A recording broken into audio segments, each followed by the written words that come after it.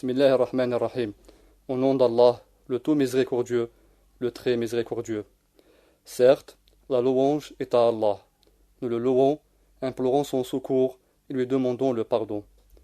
Nous nous protégeons par Allah contre le mal de nos propres âmes et contre les maux engendrés par nos mauvaises actions. Celui qu'Allah guide, nul ne pourra l'égarer. Et celui qui l'égare, nul ne pourra le guider. Et j'atteste qu'il n'y a point d'adoré à part Allah, seul, sans aucun associé, et j'atteste que Mohammed est son serviteur et messager. Ô croyants, craignez Allah comme il doit être craint, et veillez à ne mourir comme musulmans. Ô hommes, craignez votre Seigneur qui vous a créé d'un seul être, et a créé de celui-ci son épouse, et qui de ces deux-là a fait répondre beaucoup d'hommes et de femmes. Craignez Allah au nom duquel vous vous implorez les uns les autres, et craignez de rompre les liens de sang. Certes, Allah vous observe parfaitement. Ô vous qui croyez, craignez Allah et parlez avec droiture, afin qu'il améliore vos actions et vous pardonne vos péchés. Quiconque obéit à Allah et son messager obtient certes une grande réussite. Ensuite, certes, la parole la plus véridique est celle d'Allah, et la meilleure conduite est celle de Mohammed, prière et salut d'Allah sur lui. Et les choses les plus mauvaises sont les innovations, et toute innovation est hérésie, et toute hérésie est égarement, et tout égarement est voué au feu. Chers frères et sœurs, auditeurs et auditrices, assalamu alaikum wa rahmatullahi wa barakatuh. Nous sommes avec vous avec un nouveau cours de notre série Les égards inégalables de la religion musulmane, dont nous verrons un autre bienfait, une autre vertu de cette dernière religion universelle. L'altruisme, chers frères et sœurs, est sans doute une éminente qualité que nous l'on trouvera enracinée que dans la mentalité du musulman.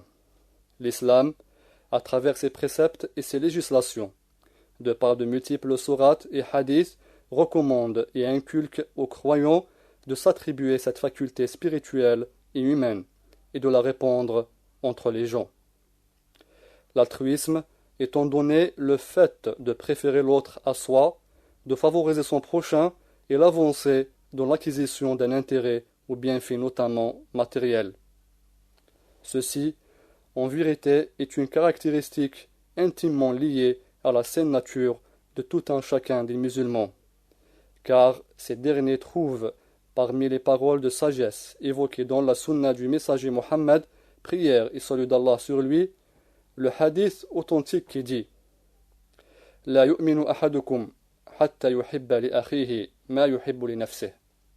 La yu'minu ahadukum hatta yuhibba li akhihi ma yuhibbu li nafsihi. En français, l'un d'entre vous n'aura pas la foi parfaite jusqu'à ce qu'il aime pour son frère ce qu'il aime pour soi-même. L'un d'entre vous n'aura pas la foi parfaite jusqu'à ce qu'il aime pour son frère ce qu'il aime pour soi-même. Et il a dit aussi dans un hadith où il incite le croyant à partager son repas avec ses frères Ta'amul wahidi yakfi al-ithnayn wa ta'amul ithnayn yakfi al-arba'a wa ta'amul arba'a yakfi al-thamaniya. Ta'amul wahidi yakfi al-ithnayn wa ta'amul ithnayn yakfi al-arba'a wa ta'amul arba'a yakfi al-thamaniya. Traduction rapprochée: le manger d'un seul suffit à deux, le manger de deux suffit à quatre, et le manger de quatre suffit à huit. Le manger d'un seul suffit à deux, le manger de deux suffit à quatre, et le manger de quatre suffit à huit. Rapporté par Muslim.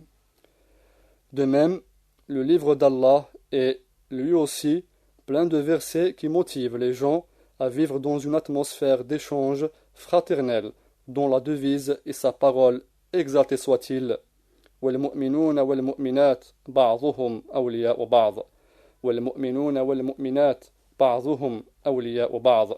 Traduction rapprochée: les croyants et les croyantes sont alliés les uns les autres. Les croyants et les croyantes sont alliés les uns les autres. On trouve aussi parmi les paroles divines au sujet de l'altruisme le verset numéro 9 de la sourate Al-Hashr, l'Exode, dans laquelle Allah, à lui la pureté, décrit l'attitude des Ansar ou des auxiliaires qui reçurent l'émigration des Muhajirin. Allah dit à leur sujet: وَيُؤْثِرُونَ عَلَى أَنفُسِهِمْ وَلَوْ كَانَ بِهِمْ خَصَاصَةٌ وَمَنْ يُوقَ شُحَّ نَفْسِهِ فَأُولَئِكَ هُمُ الْمُفْلِحُونَ وَيُؤْثِرُونَ عَلَى أَنفُسِهِمْ وَلَوْ كَانَ بِهِمْ خَصَاصَةٌ وَمَنْ يُوقَ شُحَّ نَفْسِهِ فَأُولَئِكَ هُمُ الْمُفْلِحُونَ. Traduction relative: et qui les préfèrent à eux-mêmes malgré leur propre indigence. Quiconque se prémunit contre sa propre avarice, ceux-là sont ceux qui réussissent. Et qui les préfèrent à eux-mêmes malgré leur propre indigence. Quiconque se prémunit contre sa propre avarice, ceux-là sont ceux qui réussissent. Il y a notamment sa parole, très haut soit-il, citée dans la sourate Al-Insan, l'homme, au verset 8.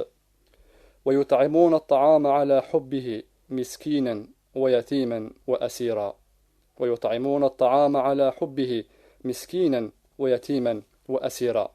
Traduction rapprochée: ils offrent la nourriture malgré son amour aux pauvres, à l'orphelin et aux prisonniers. Et ils offrent la nourriture malgré son amour aux pauvres, à l'orphelin et aux prisonniers. Et ainsi d'autres textes généraux qui exhortent à la bienfaisance et au partage des souffrances d'autrui. Ceci est en fait l'éthique religieuse que nous enseigne, frères auditeurs, notre religion, l'islam. Puis, étant donné que l'on peut acquérir les vertus et caractères par l'exercice et l'effort continu au fil des jours, le musulman devrait donc s'employer afin d'accroître en lui la bonne moralité qu'il désire voir ancrée dans sa conduite, et ce, par le fait de méditer les textes révélés dans le livre d'Allah et la sunna de son prophète sallallahu alayhi wa sallam. Ainsi trouvera-t-il un ensemble d'arguments dont quelques-uns stimulent et motivent à l'altruisme, la compassion et à l'esprit de libéralité.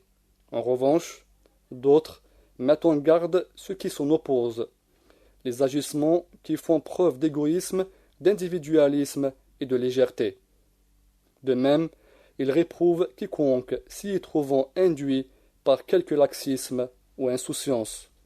Par ailleurs, les chers auditeurs sont également invités à s'intéresser à l'étude des biographies des prédécesseurs de l'islam, des savants, des adorateurs et des personnes sages qui, s'inspirant de la conduite prophétique, laissent voir un modèle que l'on ne pourra faire autrement que suivre. De ce type de gens hautement distingués, les deux imams Al-Bukhari et Muslim, qu'Allah leur fasse miséricorde, nous ont rapporté dans leur authentique une anecdote qui fait tressaillir d'enthousiasme tout croyant attaché aux valeurs morales suprêmes. Voici l'histoire telle que relatée par Abu Huraira, qu'Allah soit satisfait de lui. Il dit: un homme vint dire au prophète sallallahu alayhi wa sallam: je suis exténué par la faim. Le prophète, prière et salut d'Allah sur lui, envoya donc demander quelque chose à l'une de ses épouses. Celle-ci dit: par celui qui t'a envoyé porteur de vérité, je n'ai rien d'autre que de l'eau. Il envoya demander à une autre de ses femmes, et ce fut la même réponse, jusqu'à ce qu'elles eussent toutes dit: par celui qui t'a envoyé porteur de vérité, je n'ai rien d'autre que de l'eau. Le prophète sallallahu alayhi wa sallam dit alors: qui donc veut bien donner l'hospitalité à cet homme? Un homme parmi les Ansar dit: moi, ô messager d'Allah. Et se rendit chez lui en sa compagnie et dit à sa femme: reçois bien l'hôte du messager d'Allah sallallahu alayhi wa sallam. Reçois bien l'hôte du messager d'Allah sallallahu alayhi wa sallam. Dans une autre version: as-tu quelque chose à manger? Dit le compagnon à sa femme. Elle dit: rien d'autre que le repas de mes enfants. Il dit: fais-les patienter par quelque prétexte, et s'ils demandent à dîner, fais-les dormir. Puis, quand notre invité entrera, éteins la lampe et fais-lui croire que nous mangeons avec lui. Ils s'assirent donc, et l'invité mangea, tandis qu'ils passèrent la nuit, le ventre vide. Le lendemain matin, il alla trouver le prophète, que la prière et le salut d'Allah soient sur lui, qui lui dit: Allah s'est vraiment étonné de ce que vous avez fait la veille avec votre invité. Allah s'est vraiment étonné de ce que vous avez fait la veille avec votre invité. Voilà, chers frères, chères sœurs, des qualités que l'on ne pourra rencontrer, j'en suis persuadé, que dans la pratique pure et sincère de notre religion bien-aimée. C'est pour cela que je vous invite, chers frères et sœurs, à travailler cet héritage scientifique religieux que nous ont transmis de génération en génération les oulémas musulmans, une étude sérieuse qui débouchera sur une pratique ferme des enseignements d'Allah, pureté à lui, et de son prophète, prière et salut d'Allah sur lui. Il s'agit là d'un chemin qui mène tout droit à l'agrément de notre Seigneur, exalté soit-il. Enfin, je demande à Allah, par ses noms les meilleurs et ses attributs les plus hauts, d'accorder son aide à tous les musulmans, de faire triompher sa religion et d'élever très haut sa parole. Il est certes celui qui entend tout, le capable. Pureté et gloire à toi, ô Allah, j'atteste qu'il n'y a point d'adoré à part toi, je te demande pardon, je me repens à toi. Wassalamu alaikum wa rahmatullahi wa barakatuh.